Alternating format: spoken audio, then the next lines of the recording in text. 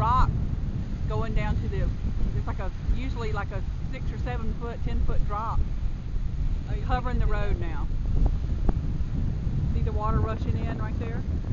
From the road now, it's rushing onto the beach here where we're standing.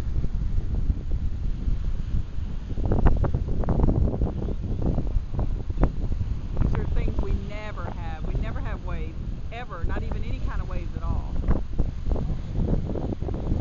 You can see how violent these waves are. This is 4 blocks from my house. I'm just hoping and praying it doesn't flood anymore up the road, but then